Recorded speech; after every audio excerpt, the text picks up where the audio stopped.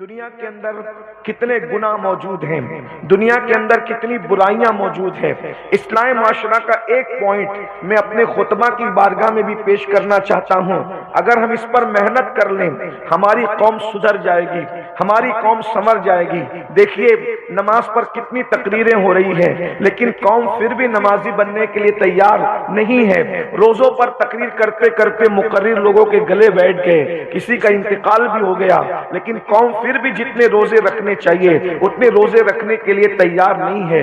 زنا کی مذمت کون نہیں جانتا، بلکہ مقرر سے زیادہ انٹرنیٹ کے زمانہ ہے، مقرر سے زیادہ زنا کی نحوست کو پبلک سمجھتی ہے، پبلک جانتی ہے، لیکن پھر بھی ہر دن زنا بڑھتا جا رہا ہے، بدکاری بڑھتی جا رہی ہے۔ کیا مسلمانوں کو یہ نہیں پتا کہ زانیوں کو اللہ رب العزت نے صرف زنا کرنے والے کو اللہ سزا نہیں دے گا بلکہ اس کی نسلوں تک اس کے عذاب کو اللہ باقی رکھے گا، اس کی نسلیں زنا کا وبال بھگتتی رہے گی، اس کی نسلیں تڑپتی رہے گی، اس کی نسلیں سسکتی رہے گی۔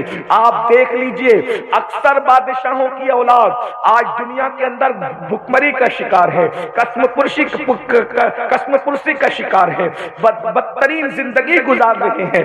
وجہ لمحوں کے گناہوں نے صدیوں کی سزا پائی۔ اللہ اکبر! کیا مسلمانوں کو یہ نہیں پتا جو شراب پیے گا نشہ کرے گا، جب وہ اپنی قبر سے اٹھے گا یا تو اس کا منہ سور کی طرح ہوگا یا تو اس کا منہ بندر کی طرح ہوگا۔ یہ رسول اللہ کے فرمان مسلمانوں تک بار بار پہنچائے جا چکے ہیں، اس لیے کہ اسلام آج نہیں آیا ہے، اسلام 100 سال پہلے نہیں آیا ہے، اسلام 500 سال پہلے نہیں آیا ہے، اسلام اس دن سے آیا ہے جس دن سے آدم زمین پر آئے ہیں۔ سب سے پرانا مذہب زمین پر اسلام ہے۔ جب کسی کا باپ پیدا نہیں ہوا تھا تب ہمارا باپ اس زمین پر اسلام کو لے کر آیا تھا اور اس باپ کو دنیا حضرت آدم علیہ السلام کہتی ہے۔ اس لیے کوئی ہمیں نئے مذہب کا تانا نہ دے، ہمارا مذہب سب سے پرانا مذہب ہے۔ نہ کسی کی ماں زمین پہ تھی نہ کسی کا باپ زمین پہ تھا، اس وقت ہمارا بابا سب سے خوبصورت اللہ کی مخلوق میں اس وقت حضرت آدم علیہ السلام اسلام زمین پر لے کر آئے تھے۔ اور یہ بھی بڑی بات ہے، آدم زمین پہ آئے تو تھے لیکن جس زمین پہ آئے تھے نہ وہ یمن کی زمین تھی، نہ وہ شام کی زمین تھی، نہ وہ عراق کی زمین تھی، نہ وہ ایران کی زمین تھی، وہ ہمارے پیارے بھارت ہندوستان کی زمین۔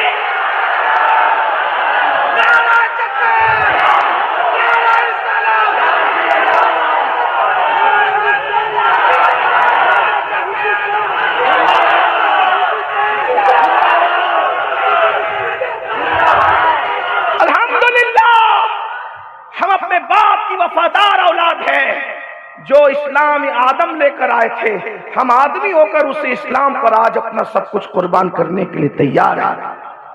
وفادار بیٹے وہی ہوتے ہیں جو باپ کے گھر میں رہتے ہیں، جو بچے وفادار نہیں ہوتے وہ باپ کا گھر چھوڑ کے چلے جاتے ہیں۔ الحمدللہ ہزاروں سال بیت گئے لیکن اب بھی ہم اپنے باپ کے گھر میں ہیں اور ہم تو دعا کرتے ہیں اللہ ہمیں موت بھی اسلام پر عطا فرما، یعنی باپ کے گھر میں موت عطا فرما۔ یہ ہماری شرافتوں کی انتہا ہے جو اللہ کی توفیق سے ہے کہ ہم اپنے باپ کے گھر میں مرنا چاہتے ہیں۔ اور قرآن بھی کہتا ہے وَلَا تَمُوتُنَّ إِلَّا وَأَنْتُمْ مُسْلِمُونَ، تم نہ مرنا مگر مسلمان، یعنی مذہب بدل کے مت مرنا، اپنے باپ کے مذہب پہ مرنا۔ کیوں؟ کیونکہ تمہارا باپ جہاں گیا ہے تمہیں بھی یقین ہے کہ وہ تمہارا باپ ہے تو تم کو بھی وہیں جانا چاہیے، جہاں باپ ہے وہیں تمہیں بھی جانا چاہیے۔ اور ہمارا باپ کہاں گیا؟ ہمارا باپ آیا تھا جنت سے اور ہمارا باپ جنت میں گیا۔ تو جو جس کے راستے پہ چلے گا توجہ کرنا، میں الگ طرف نہیں جانا چاہتا اس لیے کہ رات کافی ہوئی ہے، میں بہت جلدی گفتگو سمیٹوں گا۔ کھڑے ہونے والوں کا بھی مجھے خیال ہے اور بیٹھنے والوں کا بھی مجھے خیال ہے، اس لیے کہ بہت دیر تک کے انسان بیٹھے بیٹھے بھی تھک جاتا ہے اور کھڑے کھڑے بھی تھک جاتا ہے۔ تو اور ہمارا مسلک تو یہ ہے، ہمارے امام احمد رضا لکھتے ہیں فتاوی رضویہ شریف میں کہ لوگوں کا خیال کرتے ہوئے جب نماز پڑھا رہے ہو تو نماز کو مختصر کرنے کی کوشش کی جائے گی۔ جائے گی اللہ کی توفیق سے، جتنے سمیٹ سکتے ہیں سمیٹ لیں۔ غور فرمائیے گا، جس کے راستے پہ چلو گے، مثال کے طور پہ کلکتہ کا راستہ پکڑا ہے تو کلکتہ ہی جانا ہے، کبھی زندگی میں ممبئی نہیں جا سکتے، جا سکتے کلکتہ کا راستہ چوز کرنے والا ممبئی کبھی جا سکتا ہے۔ عالم ہو، فاضل ہو، مفتی ہو، خطیب ہو، ادیب ہو، انجینئر ہو، ڈاکٹر ہو، ٹیچر ہو، بڑے نسب کا ہو، بڑے حسب کا ہو، خوبصورت ہو، بدصورت ہو، کوئی ہو، راستہ جو چنے گا وہیں جانا ہے اس نے۔ زندگی بھر اگر کلکتہ کے راستے پہ چلتا رہا، ممبئی کبھی نہیں پہنچ سکے گا، کتنا ہی طاقتور ہو، کتنا ہی پاورفل ہو، کتنا ہی شریف ہو، کتنا ہی امیر ہو، کتنا ہی غریب ہو، کچھ بھی ہو، ممبئی کا راستہ نہیں پکڑا تو اس راستے نہیں جانا۔ الحمدللہ ہمیں یقین ہے ہمارا باپ جنت سے آیا تھا، جنت میں چلا گیا، الحمدللہ ہمیں بھی اپنے باپ کے راستے پہ رہنا ہے۔ لیکن باپ کا راستہ کیا ہے، ابھی بیچ میں بات آئے گی تو عرض کی جائے گی۔ میں عرض کیا کر رہا تھا، اسلام سب سے پرانا مذہب، اسلام سب سے قدیم مذہب، پرانا اس معنی میں سب سے پہلے آیا ہے، ورنہ اسلام کبھی پرانا نہیں ہو سکتا۔ اللہ اکبر، یاد رکھنا قدیم مذہب ہے، پہلے آیا ہے، اس اعتبار سے پرانا، ورنہ یاد رکھیے اللہ اکبر یہ اسلام کی خصوصیت ہے، اسلام ہر دور میں نیا ہے، ہر زمانے میں نیا ہے، ہر عصر میں نیا ہے۔ اللہ اکبر، میرے آقا صلی اللہ علیہ وآلہ وسلم کے غلاموں اور اے سیدہ کائنات سیدہ فاطمہ الزہرا سلام اللہ علیہا کی کنیزوں، ذرا توجہ فرمائیں، مسلمانوں کو پتہ نہیں ہے کہ اللہ اکبر نشہ کرنے سے جب جو اپنی قبر سے اٹھیں گے یا تو سور کی طرح ان کی شکل ہوگی یا تو بندر کی طرح ان کی شکل ہوگی۔ میرے بھائیوں بتائیے اللہ اکبر کس عورت کو پتہ نہیں ہے کہ اللہ کے رسول نے فرمایا شب معراج جب میں معراج پر گیا تو میں نے عورتوں کو سب سے زیادہ جہنم میں دیکھا، اور یہاں تک فرمایا کچھ عورتوں کو میں نے کتے کی شکل میں جہنم کے اندر دیکھا کہ عورتیں کتوں کی شکل میں ہیں، ان کے سینے پہ ان کی زبان کتے کی طرح لٹک رہی ہے۔ اللہ اکبر، عورت کتی بن جائے، اللہ اکبر، یہ میں کوئی گالی کے طور پہ نہیں کہہ رہا ہوں، حدیث پیش کر رہا ہوں، یہ میرے تمہارے نبی نے فرمایا عورت کتے کی شکل میں منہ پہ زبان لٹکی ہوئی ہے، زبان لٹکی ہوئی ہے، اتنی لمبی زبان ہے، اس کی پیٹھ پر گرتی ہے زبان۔ میں نے پوچھا جبریل یہ کون عورتیں ہیں؟ جبریل امین نے عرض کی یا رسول اللہ یہ آپ کی امت کی وہ عورتیں ہیں جو شوہر کے ساتھ منہ چلاتی تھی، بک بک کرتی تھی، شوہر کا دل دکھاتی تھی، لوگوں سے زیادہ باتیں کرتی تھی، باتیں کرنے میں جھوٹ، غیبت، چگلی اور جھگڑے لگاتی تھی۔ اللہ اکبر، ذرا غور فرمائے، یہ سب پتہ ہے اس لیے کہ روز جلسے ہو رہے ہیں، پوسٹر پہ پوسٹر لگ رہے ہیں، جلسے خوب ہو رہے ہیں، روزانہ کوئی ایسی محفل نہیں، جھارکھنڈ ہو، بنگال ہو، یو پی ہو، بہار ہو، جہاں پر محفلیں نہیں، سب کو پتہ ہے روزانہ اسلامی معاشرہ، کوئی نماز کا عنوان، کوئی روزے کا عنوان، ہم خود بھی روز بول رہے ہیں الحمدللہ اللہ کی توفیق سے۔ اللہ اکبر، مقرروں کو خطبہ کو 15 دن تک گھر جانا نصیب نہیں ہو رہا ہے، سب چاہتے ہیں معاشرے کی اصلاح ہو جائے، لیکن اے امام احمد رضا تیری عظمتوں پر قربان، تو ایسا وقت کا قلندر ہے، تو نے ایک پوائنٹ پر محنت کر کے بتا دیا قوم کو سنوارنا ہے تو زیادہ عنوان پہ محنت کرنے کی ضرورت نہیں ہے، توجہ کرنا، یہی فکر رضا ہے، یہی پیغام اعلیٰ حضرت ہے۔ اللہ اکبر، تم کتنے عنوانوں پہ بولو گے، کتنے عنوانوں پہ محنت کرو گے؟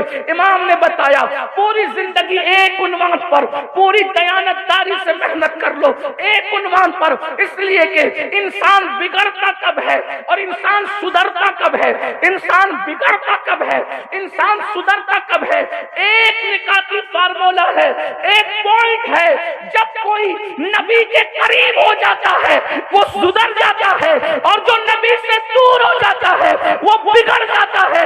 بس امام نے یہی بتایا محنت کرنی ہے تو اس پر محنت کرو کہ تم محنت کر کے اپنے نبی کے قریب اپنی قوم کو کر دو۔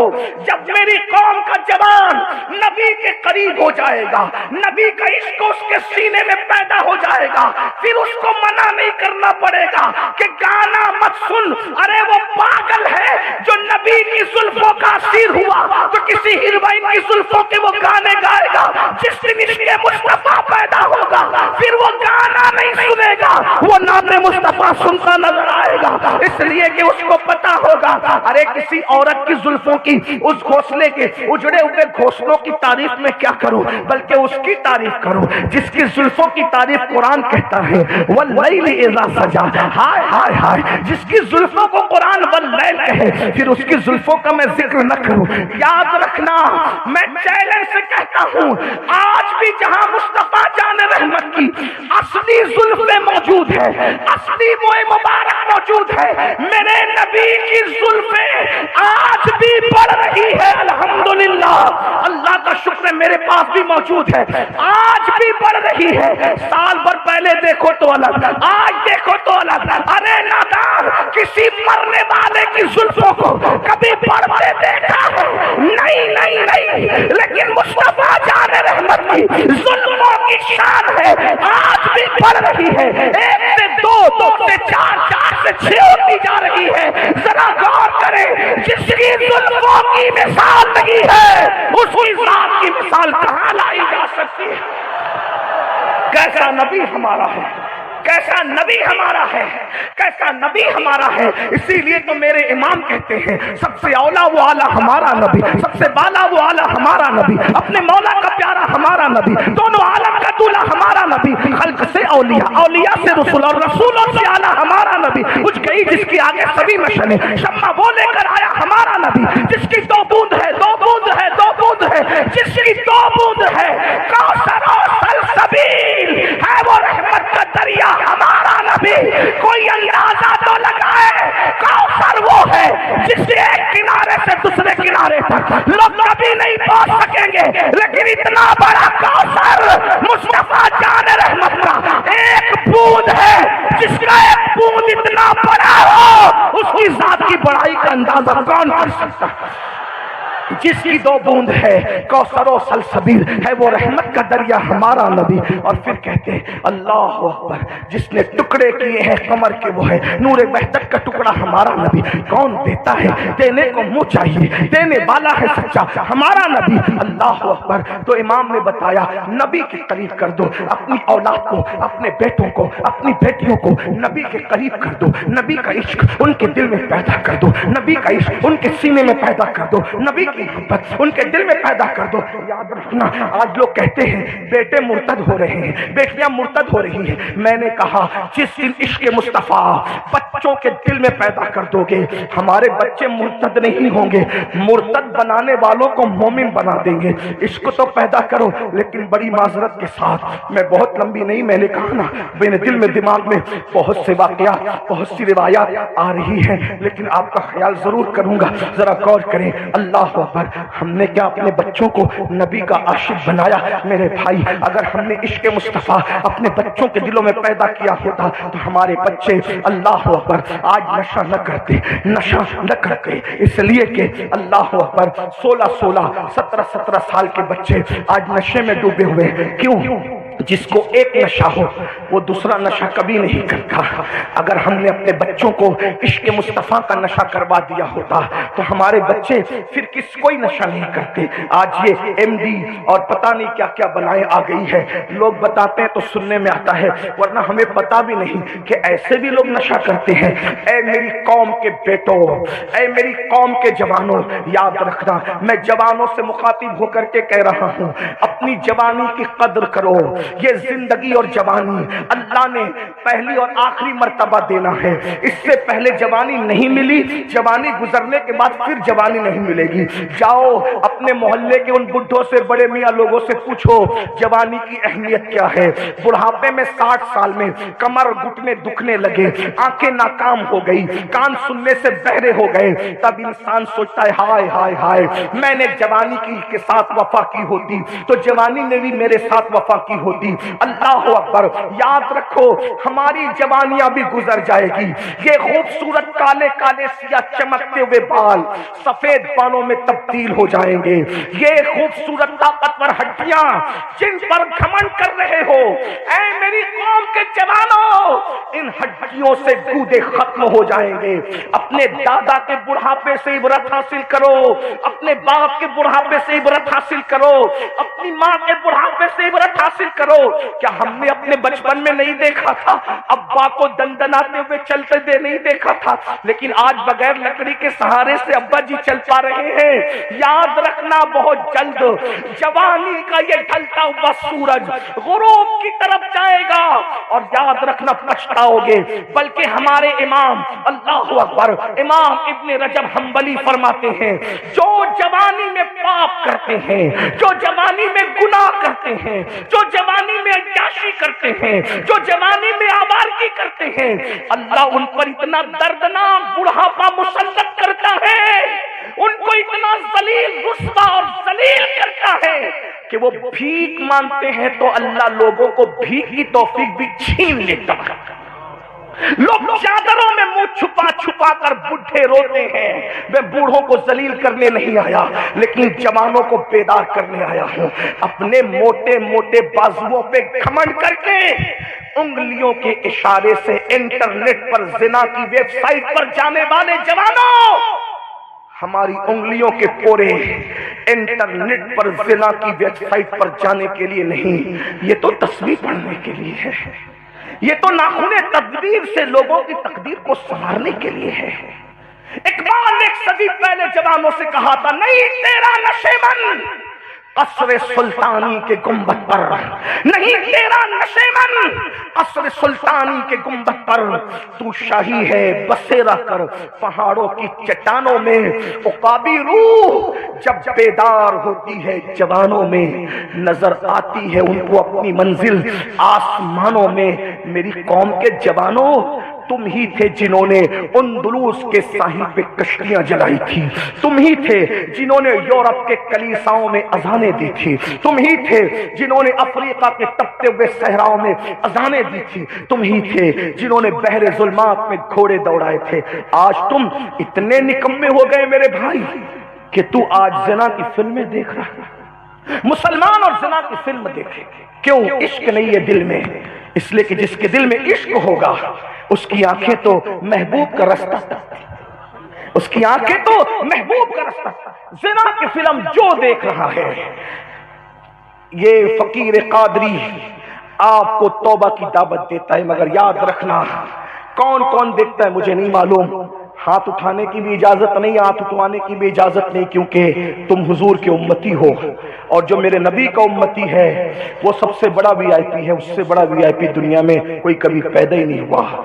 بڑے سے بڑا بادشاہ مشرق سے مغرب کا بادشاہ بن جائے لیکن وہ اتنا وی آئی پی نہیں ہو سکتا جتنا نبی کا امتی وی آئی پی ہوتا ہے۔ اس کی وجہ یہ ہے، بادشاہوں کے لیے مورچھل جھلے جاتے ہیں، مورچھل جھلے، بادشاہوں کے لیے ریڈ کارپیٹیں بچتی تھی، بچتی ہے، بچتی رہے گی، لیکن نبی کے امتی سے بڑا کوئی وی آئی پی ہے؟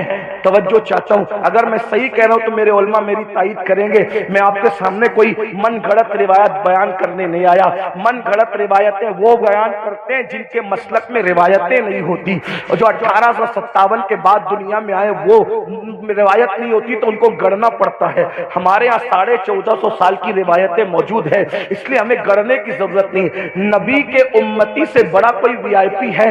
کسی کے لیے ریڈ کارپیٹ بچھے، کسی کے لیے یہ کارپیٹ، کسی کے لیے وہ کارپیٹ، کوئی نبی کے امتی کی حیثیت اور عزت تو جانے۔ جب وہ پلسرات سے گزرے گا نبی کا وفادار تو سارے فرشتوں کا سید و سردار جبریل امین اپنے پروں کو اس کے پیروں کے نیچے بچھانے کی تمنا ظاہر کرتے۔ ذرا غور تو کریں، ذرا غور کریں، ذرا غور فرمائیں، آپ اپنی اہمیت کو سمجھو۔ سید الملائکہ تمہارے پیروں کے نیچے اپنے پروں کو بچھانے کی تمنا ظاہر کر رہے ہیں، اپنی اہمیت سمجھو۔ لیکن یہ اہمیت تمہیں مغل، پٹھان، شیخ، صدیقی یہ الا فلا ہونے کی وجہ سے نہیں ہے،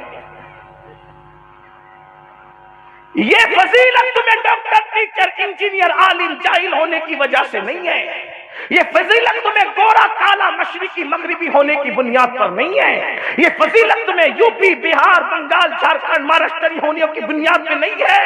اگر جبریل پروں کو بچھا رہے پیروں کے نیچے، وہ صرف ایک نسبت کہ تو نے آمنہ کے لال سے وفا کر دی، میں نے تیرے پیروں کے نیچے اپنے پروں کو بچھا دیا۔ بتاؤ تو صحیح، وفا کرنا شرط ہے، لیکن وفادار تو اس پر بھی مطمئن نہیں ہے، وفادار تو اس پر بھی مطمئن نہیں ہے۔ وہ کہتا میں جبریل کا سہارا لے کر کیا کروں؟ وفادار تو کہہ رہا ہے میں جبریل کا سہارا لے کر کیا کروں، میں جبریل کا سہارا لے کے کیا کروں، کیونکہ میری وفا کے غیرت کے تقاضے تو کہتے ہیں جبریل آپ پیر بچھائیں نہ بچھائیں، لیکن مجھے تو کچھ اور درکار ہے کہ یہاں بھی میرا جی چاہتا ہے کہ جبریل کے پروں کے سہارے کی بجائے میں اپنے محبوب کے ہاتھ میں بیا دے کر کہوں آقا پل سے اتارو راہ گزر کو خبر نہ ہو، جبریل پر بچھائے تو پر خبر نہ ہو۔ اور مجھے جبریل کیا چاہیے؟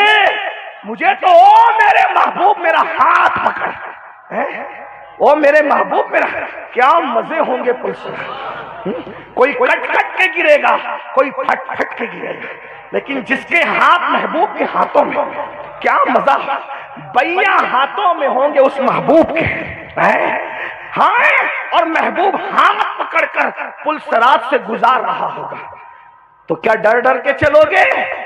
وفا شرط ہے، ڈر ڈر کے بولو بھائی حضور کے ہاتھ میں ہاتھ ہے اور پل صراط سے گزر رہے ہیں تو ڈر ڈر کے چلو گے؟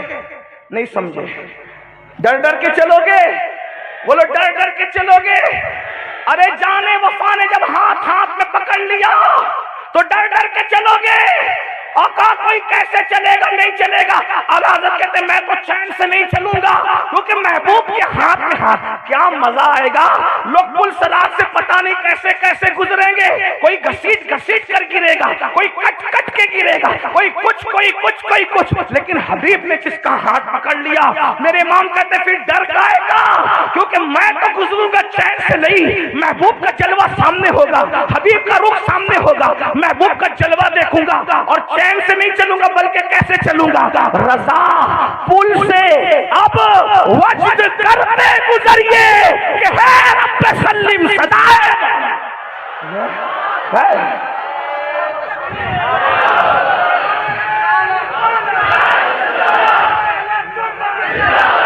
ذرا ایک نعرہ یہ لگا دے میرے ساتھ، محمد ہمارے، سب مل کر محمد ہمارے، محمد ہمارے، محمد ہمارے۔ امام احمد رضا نے یہی حضور کے ہو جاؤ، میدان محشر میں کون کانپے گا، کون کیا کرے گا لوگ جانے، جو حضور کا ہو گیا اس کا کچھ نہیں بگڑنا۔ 50,000 سال کا میدان محشر حضور کے وفاداروں کے لیے صرف ظہر کی 4 رکعت کے برابر ہوگا، حضور کے غلاموں کے لیے۔ وفادار تو ہو جاؤ، لیکن کون وفادار؟ جو ایم ڈی پی رہا وہ وفادار ہے، اس کو غدار بھی نہیں کہہ سکتے، اس کو غدار بھی نہیں کہتا کہ میں نے کہا نا حضور کے امتیوں مجھ سے بہتر ہو۔ میں تو یہ سوچتا ہوں کہ حضور کے امتیوں میں عاشقوں میں جو فہرست بنے گی، اگر اس میں آخری نام بھی امین القادری کا آ گیا تو میں کامنا، میں سب سے گرا پڑا حضور کی امت، مجھ سے نیچے گرا پڑا کوئی نہیں ہے، مجھ سے بہتر ہو۔ ہم آپ پر آ کر احسان نہیں کرتے، آپ آ کر ہم پہ احسان کرتے ہو، ہم آپ کی زیارت کر لیتے ہیں، امید ہے کہ حضور کے غلاموں کی زیارت کریں گے تو قیامت میں ہماری نجات ہوگی۔ ہم بہت گرے پڑے ہیں، یہ عاجزی نہیں کر رہا ہوں، اللہ جانتا ہے، نہ عاجزی کر رہا ہوں نہ ریاکاری کر رہا ہوں، یہ حقیقت ہے۔ ہم سے برا کوئی ہے ہی نہیں، بلکہ ہم تو یہ سوچتے کہ اگر ہم بخش دیے گئے اللہ کرے سب بخشے جائیں گے۔ اللہ اکبر۔ میرے امام نے کہا تھا صدقہ پیارے کی حیا کا نہ لے مجھ سے حساب، بخش بے پوچھے لجائے کو لجانا کیا ہے۔ اللہ اکبر۔ کریم اپنے کرم کا صدقہ لئی میں بے قدر کو نہ شرما، تو اور رضا سے حساب لینا، رضا بھی کوئی حساب میں ہے۔ تو میں کیا عرض کر رہا تھا، جلدی جلدی سے بات پوری کروں۔ بتاؤ حضور کے عشق کی طرف آؤ گے تو کیا کسی اور کو تکو گے؟ عاشق تو محبوب کو چھوڑ کر کسی کو تکنا ہی نہیں چاہتا۔ اللہ اکبر۔ یہ جو گناہ ہے نا، یہ جو عیاشیاں ہیں نا، یہ جو بدکاریاں ہیں نا، سوچو تو صحیح، ارے عاشق تو بڑا باغیرت ہوتا ہے میرے بھائی، عاشق ہو کر نبی کو تکنے کی بجائے تم زنا کی فلمیں دیکھنے کی ہمت کہاں سے لاتے ہو؟ اور ایک بات بتاؤں آپ کو، چلیں گفتگو کو اینڈ کی طرف ٹرن کرتا ہوں، ایک بات بتاؤں آپ کو، ابو جہل کے پتھر، یہ میرے دل کا درد ہے، خطاب نہیں کر رہا ہوں، اینڈ کی طرف جل، ابو جہل کا پتھر رسول اللہ کو اتنی تکلیف نہیں دیتا جتنے ہمارے گناہ حضور کو تکلیف دیتے ہیں، کیونکہ جس دن رسول اللہ قبر انور میں تشریف لے گئے اب ان پر کوئی پتھر نہیں برسا سکتا، کوئی بدبخت اس کی ہمت نہیں کر سکتا لیکن اے عاشقان مصطفیٰ میری قوم کے جوانوں، سیدنا فاروق اعظم کہا کرتے تھے کہ تم چھوٹے سے چھوٹا گناہ کرو گے تو تم قبر انور میں رسول اللہ کو رنجیدہ اور غمگین کرو گے۔ سوچو تو صحیح، میں اپنی بہنوں سے پوچھتا ہوں، عشق مصطفیٰ کا دعویٰ کرنے والی بہنوں سے اور بھائیوں سے، جب اپنی ماں کا دل دکھانے والے کی زبان پہ مرتے وقت کلمہ نہیں آتا تو جو روزانہ ہزاروں بار رسول اللہ کو قبر انور میں رنجیدہ کرتا ہو، تکلیف پہنچاتا ہو، اذیت پہنچاتا ہو، اس کی زبان پہ مرتے وقت کلمہ کیسے آئے گا بتاؤ؟ یہ جو گندی فلمیں دیکھتے ہو، اسے کوئی دیکھے نہ دیکھے، اس سے کوئی آگاہ ہو نہ ہو، لیکن حضور کو پتا ہے کہ تم کیا کر رہے ہو۔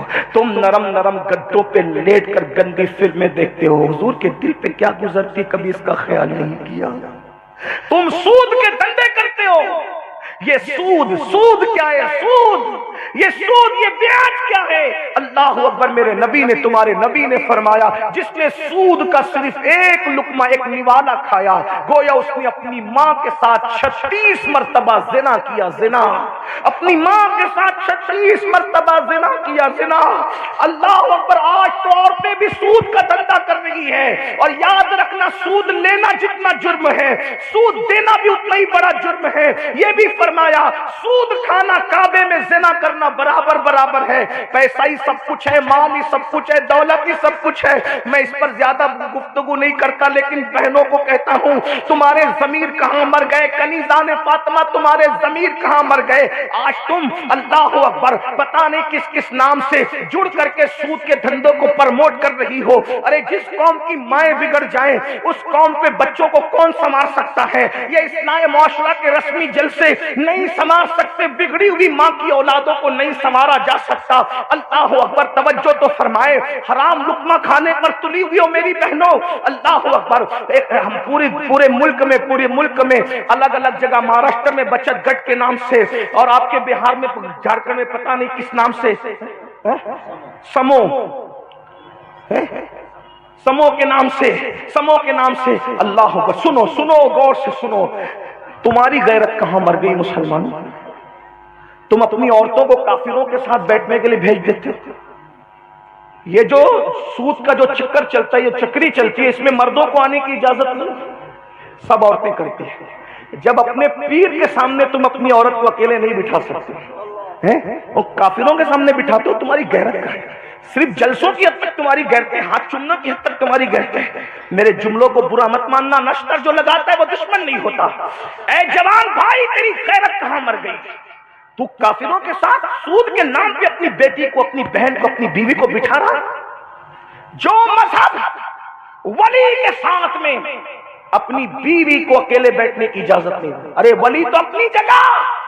سنو غور سے سنو، امام ابن الجوزی حدیث لائے ہیں، اللہ کے رسول علیہ السلام سے کسی نے پوچھا، یا رسول اللہ، کیا کوئی اکیلی عورت کسی اجنبی مرد کے ساتھ بیٹھ سکتی ہے؟ سن لو، دین سیکھو، دین صرف سال میں ایک مرتبہ رسمی جلسہ بھیڑ اکٹھا کرنے کے لیے مت کرو، اپنے آپ کو بدلنے کے لیے کرو، اور اگر نہیں بدل سکتے تو اللہ کے عذاب کے لیے تیار ہو جاؤ، قدرت کے عذاب کے لیے تیار ہو جاؤ۔ اللہ فرما رہا ہے، ان بطش ربک لشدید، تیرے رب کی پکڑ بڑی سخت ہے، ان عذاب ربک لواقع ما لہ من دافع، اللہ کا عذاب واقع ہو کر رہے گا۔ جب اللہ کسی پہ عذاب نازل کرنے کا فیصلہ کر لے، کوئی نہیں بچا سکتا، کوئی نہیں بچا سکتا۔ اللہ فیصلہ کر لے تو کوئی نہیں بچا سکتا۔ آپ لوگ کو ہمارے جملے غلط لگتے ہیں، کہتے ہیں یہ آتے ہیں اور آ کر کے ہمیں بول جاتے ہیں کہ پیر بھی نہیں بچا سکتا۔ میں نے کہا پیر میں طاقت ہے بچانے کی، لیکن اللہ کے مقابلے میں کسی پیر میں کھڑے ہونے کی طاقت نہیں ہے۔ کوئی کر سکتا ہے پیر اللہ کا مقابلہ؟ ہم پیروں کو اللہ کا بندہ مانتے ہیں، اللہ کا مقابل نہیں مانتے۔ جو پیروں کو اللہ کا مقابل مانے، اس میں اور مکہ المکرمہ کے مشرکوں میں کوئی فرق نہیں ہے۔ مکہ کے مشرکوں کا تو یہی عقیدہ تھا نا، ہم کتنے بھی پاپ کریں، ہمارا لات، حبل، عزا ہمیں بچا لیں گے اللہ سے لڑائی کر کے۔ تو تم یہی سمجھتے ہو کہ پیر ہمارے اللہ سے لڑائی کریں؟ نا بھائی نا، وہ تو ایسے لوگ ہیں کہ اگر اللہ کہہ دے کہ تو نے نہیں کھانا تو نہیں کھانا، اللہ کہہ دے تو نے نہیں جانا تو نہیں جانا۔ آپ غور کیجئے نا، غور فرمائیے نا میرے بھائی، آپ کیا سمجھ رہے ہو؟ بلکہ آپ کو بتاؤں، قوم لوط پر جب اللہ نے عذاب نازل کرنے کا فیصلہ کیا، قرآن ہے، قرآن اٹھا کر کے پڑھو، اللہ نے قوم لوط پر جب عذاب نازل کری، قوم لوط کا واقعہ آپ کو پتہ ہے؟ 2 جملے میں سماعت کریں، مرد کے ساتھ بدکاری کرتے تھے، مرد کے ساتھ۔ آج یہ نام بھی عام ہے مسلمانوں میں، بہت عام ہو رہی ہے، اور یہ اس کا عذاب زنا سے بڑا ہے، اس کا عذاب مرد کے ساتھ بدی کرے، اس کا عذاب زنا سے بڑا ہے۔ بلکہ حدیث پاک میں آتا ہے کہ عرش کانپتا ہے جب یہ کام ہوتا ہے، عرش کانپتا ہے، جس کام پہ عرش کانپے نا وہ کام کیا ہوگا۔ اور اگر ایسے لوگ کسی بستی میں رہے اور بستی کے لوگوں کو معلوم ہے کہ یہ بدکار ہے، یہ قوم لوط کا عمل کرتے ہیں، بستی کے لوگ ان کو منع نہ کریں، نہ سمجھائیں، بائیکاٹ نہ کریں، تو اللہ اس پوری بستی پر ایک دن میں 36 مرتبہ لعنت نازل کرتا ہے، ایک دن میں 36 بار۔ لگاؤ، کتنے تعویذ لگاتے ہو، لگاؤ تعویذ، اللہ لعنت کر رہا ہے، بولو اللہ لعنت کرے، کسی کا تعویذ برکت دلا سکتا ہے کیا؟ گناہ میں ڈوب کر خدا کے غضب کا کو چیلنج کر کے تعویذات سے اپنے مسئلے حل کرانا چاہتے ہیں۔ ہم تعویذات کے مخالف نہیں ہیں، لیکن تعویذ وہی کام کرے گا جہاں اللہ چاہے، اللہ نہ چاہے تو نہ دوا کام کرے، نہ دعا کام کرے، نہ تعویذ کچھ کام نہیں ہوگا۔ یہ بات سنیت ہے، یہ مسلک اعلیٰ حضرت ہے، یہ فکر رضا ہے، یہ پیغام اعلیٰ حضرت ہے۔ سب کی دعا کام کرے گی اللہ چاہے، اللہ نہ چاہے تو پھر خلیل اللہ ہاتھ اٹھائے، خلیل اللہ انبیاء کے بعد ابو الانبیاء ہاتھ اٹھائے، اللہ قوم لوط پر میں نے سنا ہے کہ تو نے عذاب نازل کرنے کا فیصلہ کر لیا، مولا میں دعا کرتا ہوں لوط میرے بھتیجے ان کی قوم کو تو ہلاک نہ کر۔ اللہ نے فرمایا ابراہیم تو میرا خلیل ہے، میرے بندے، میں نے فیصلہ کر لیا کہ ان کے لیے دعا نہ کرنا۔ اللہ نے منع کر دیا، ابراہیم علیہ السلام نہیں دعا کی، ان پہ پتھر برس گئے، حتیٰ کہ لوط علیہ السلام کی بیوی پہ بھی پتھر برس گئے، حالانکہ وہ ویسی نہیں تھی۔ تو غور پہنچے کیسا گناہ ہے۔